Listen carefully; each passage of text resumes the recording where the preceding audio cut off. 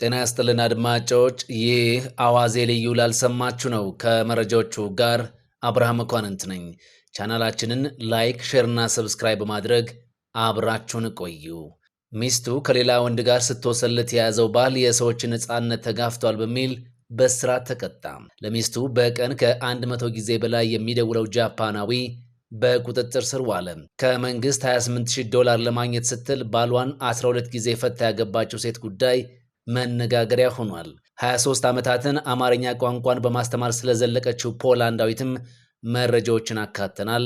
አብራችሁን ቆዩ። ከሌላ ወንድ ጋር ስትወሰልት በባሏ የተያዘች ሚስት ነፃነቴን ተጋፍቷል በሚል ነው ክስ መመስረቷ የተሰማው።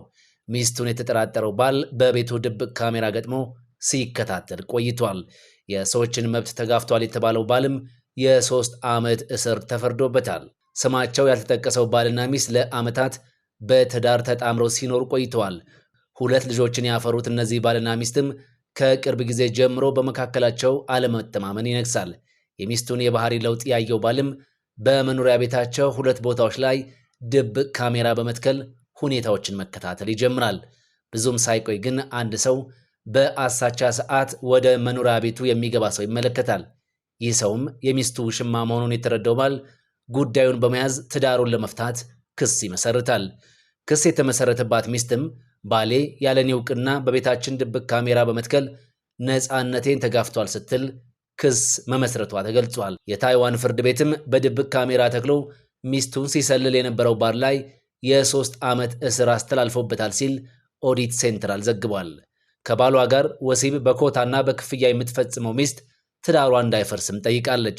እንደ ዘገባው ከሆነ ባልየው ፍርድ ቤቱ ሚስቱ በመወስለቷ ምክንያት ያቀረበውን የትዳር ይፍረስልኝ ጥያቄ ለምን ውድቅ እንዳደረገው አልጠቀሰም። ባልየው በፍርድ ቤቱ ውሳኔ ቅር በመሰኘት ይግባኝ ቢጠይቅም ተላልፎበት የነበረው የ3 ዓመት እስር እንዲጸና ተወስኖበታል። ጉዳዩ በመላው ታይዋንና ቻይና መነጋገሪያ የሆነ ሲሆን በርካቶችም በጉዳዩ ዙሪያ አስተያየቶቻቸውን እያጋሩ ይገኛሉ። ለሚስቱ በቀን ከ100 ጊዜ በላይ የሚደውለው ጃፓናዊ በቁጥጥር ስር ውሏል። የ38 ዓመቱ ወጣት በማይታወቅ ስልክ ቁጥር ከ1 ወር በላይ ሲደውል ነበርም ተብሏል። በጃፓን በሥራ ምክንያት የተራራቁ ባለትዳሮች አንዱ የሌላኛውን ስልክ የመጥለፍ ልምድ እንዳለም ይነገራል። በዩጎ ግዛት የአማጋሳኪ ከተማ ኗሪ የሆነው የ38 ዓመቱ ወጣት በማይታወቅ ስልክ ደውሎ ባለቤቱ ካነሳችው በኋላ ምንም ሳይናገር ስልኩን ይዘጋ ነበር ተብሏል። የ31 ዓመቷ ባለቤቱ በፈረንጆቹ ሐምሌ ወር መጀመሪያ አንስቶ ከማይታወቅ ስልክ ቁጥር የሚደርሳት ጥሪ ሲረብሻት መቆየቱን ትገልጻለች። የሚደውልበት ስልክ ቁጥር የማይታወቅ አኖኒመስ በመሆኑ በድጋሚ እንዳይደውል ወይም ብሎክ ለማድረግ ባለመቻሏም ከ1 ወር በላይ ጥሪው መቀጠሉንም ነው የተናገረችው። ምሽት ላይና በባለቤቷ ስልክ ጌም ስትጫወት ግን ያልተለመደው ተደጋጋሚ የስልክ ጥሪ ይቆማል። እንስቷ በሐምሌ ወር የጀመረው የስልክ ጥሪ በነሐሴም ሲቀጥልና ከባሏ ጋር ስትተኛ የቆመው ነገር ጥርጣሬዋን በባሏ ላይ አድርጋ ለፖሊስ ጥቆማ ትሰጣለች።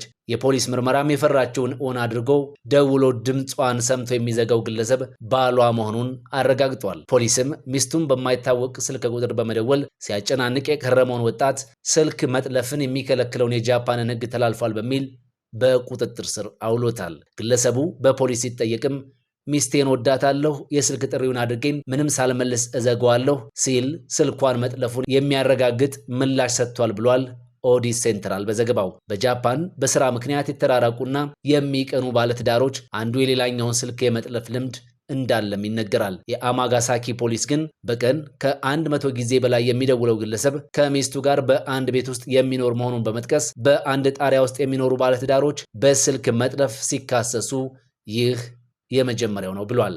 በ43 ዓመታት የትዳር ሕይወት ውስጥ 12 ጊዜ ተጋብተው የተፋቱት ባልና ሚስት ጉዳይ መነጋገሪያ ሆኗል። የኦስትሪያ ዜግነት ያላት ሚስት ባለፉት 43 ዓመታት ውስጥ 12 ጊዜ ትፋታለች። ከባለቤቷ ጋር በምትኖርበት መንደር ውስጥ ከባሏ ጋር ያላት ሕይወት ብዙዎች የሚቀኑበት አይነት ነበር። ኦስትሪያ ከትዳራቸው ለሚፋቱ ሴቶች የሕግና የኢኮኖሚ ድጋፍ ገንዘብ እንዲከፈላቸው የሚፈቅድ ሕግ ያላት ሲሆን ይህች ሴትም ከትዳሯ በተፋታች ቁጥር ገንዘብ ሲከፈላት ቆይቷል። ሀገሪቱ ሴቶች ከትዳራቸው ሲፋቱ ለሕግና ሌሎች ድጋፎች በሚል $28,000 ትከፍላለች። ታዲያ በዚህች ሴት ላይ በተደረገ ማጣራት ገንዘቡን ለማግኘት በሚል ከባሏ ጋር እንደምትፋታና መልሳ እንደምትጋባ ተደርሶበታል። ባልና ሚስቱ ተጋብተው በተፋቱ ቁጥር በድምሩ $341,000 ከመንግስት ተከፍሏቸዋል። ሚስትየዋም የሀገሪቱ መንግስት ሴቶችን ለመርዳት በሚል የተዘጋጀውን ሕግ ለራሷና ያልተገባ ጥቅም ለማግኘት አውላለች በሚል ቅጣት ይጠብቃታል ሲል ኦዲት ሴንትራል ዘግቧል። 23 ዓመታትን አማርኛ ቋንቋን በማስተማር ብዙ ፈረንጆችን የዲግሪ ባለቤት ስላደረገችው ፈረንጅ አስተማሪ ያስገረመንን እናካፍላችኋለን። ቁርጭምጭሚት የሚለው ቃል ያስቀኛል ትላለች። ለ23 ዓመታት ለፈረንጆች አማርኛን ያስተማረችው ፖላንዳዊት ዶክተር ኤቫ ቮልክ አማርኛን ከ40 ዓመት በፊት ነው የተማረችው። ላለፉት 23 ዓመታት በርካታ ፈረንጅ በአማርኛ ቋንቋ ዲግሪ አስይዛለች። የአማርኛ የቁልምጫ ስሟ ሔዋን ይባላል። ብታምኑም ባታምኑም እሷ የምታስተምርበት ዋርሶ ዩኒቨርሲቲ አማርኛን ማስተማር ከጀመረ 75 ዓመታት አልፎታል።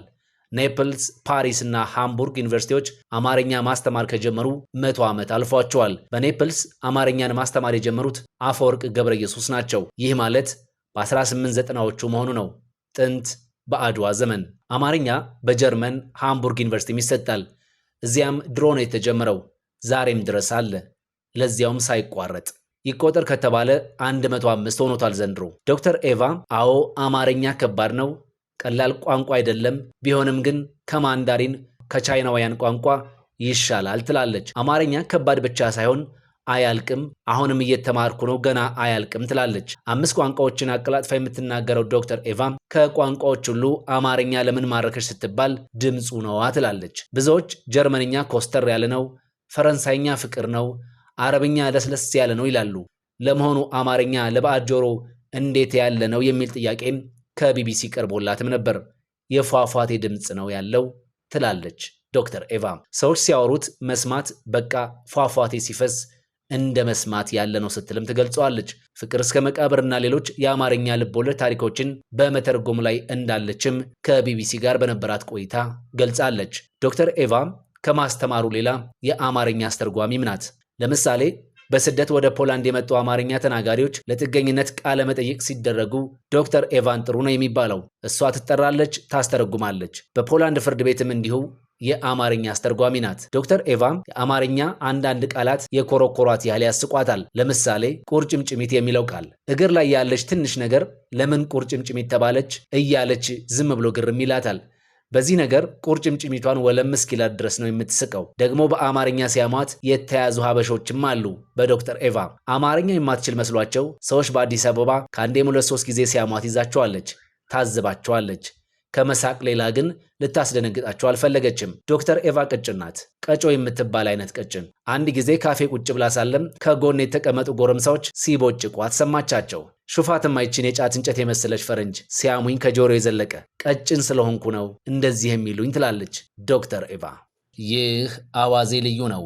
አዋዜ ልዩ ዜና ላይ የተመሰረቱ ታሪኮች በስፋት የሚቀርቡበት ነው። አዋዜ ልዩ በየዕለቱም አጫጭር የዜና ታሪኮች ይሰጣል። የዜናዎቹን መነሻ ምክንያት ይመረምራል።